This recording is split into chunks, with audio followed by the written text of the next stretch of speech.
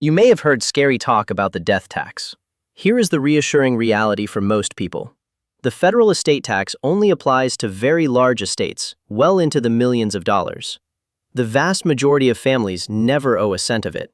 That said, some states have their own estate or inheritance taxes with lower thresholds, so it is worth checking your local rules.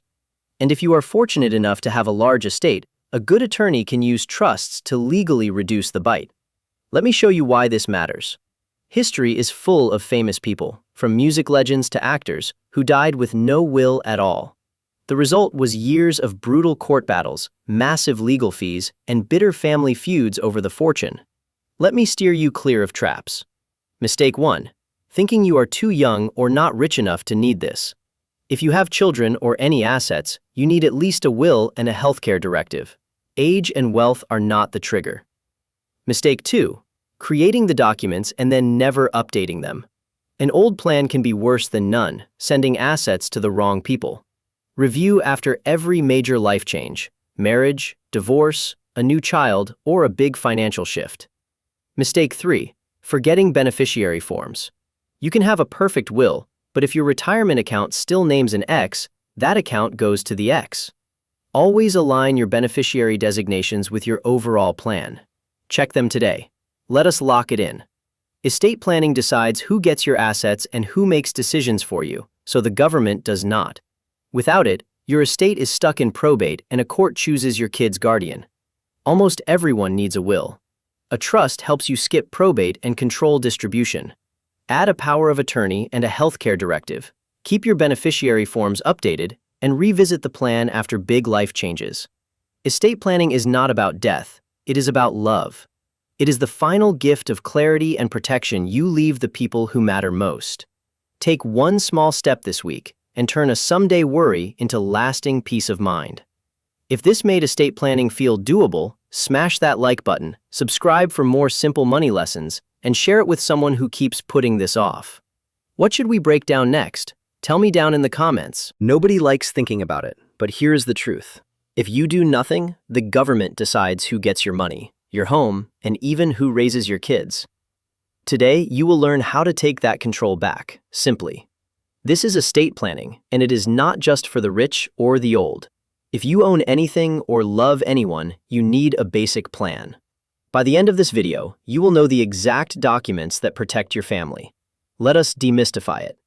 Estate planning is simply deciding in advance who gets your assets and who makes decisions for you if you cannot. Your estate is just everything you own, your money, home, car, and belongings. That is it.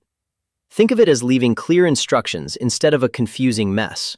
Without a plan, you leave your grieving family to fight, guess, and hand decisions to a court. With a plan, you give them clarity, protection, and peace. So what actually happens if you die without a plan? Lawyers call it dying intestate. It means state law, not you, decides who inherits everything, following a rigid formula that may completely ignore your actual wishes. Your assets get stuck in a court process called probate, which can be slow, public, and expensive, sometimes dragging on for months or years while your family waits. And if you have young kids, a judge, a stranger, decides who raises them. Now the documents that fix all this. The foundation is a will. A will is a legal document that states who gets your assets and, crucially, who becomes the guardian of your minor children. It is the cornerstone of any plan. For parents, this guardianship piece is everything. Your will is where you name the person you trust to raise your children if you cannot. Without it, that life-altering choice is left entirely to a courtroom. Do not leave it to chance. A will still typically goes through probate, but it ensures the court follows your instructions instead of a generic state formula. It is the single most important document most people are missing. If you have nothing else, get a will. The next powerful tool is a trust. A trust is a legal arrangement that holds your assets and passes them to your loved ones, often while skipping the slow public probate process entirely. This is where things get really efficient. A common type is a living trust. You place assets into it while alive and control them completely. When you pass, they transfer to your chosen people privately and quickly, with no court, no long delays, and no public probate record. Trusts also give you fine control. You can specify that children receive money at certain ages, or in installments rather than a lump sum at 18. For larger estates or families with young kids, a trust can be incredibly valuable. So which do you need, a will or a trust? Here is the simple way to think about it. Almost everyone needs a will.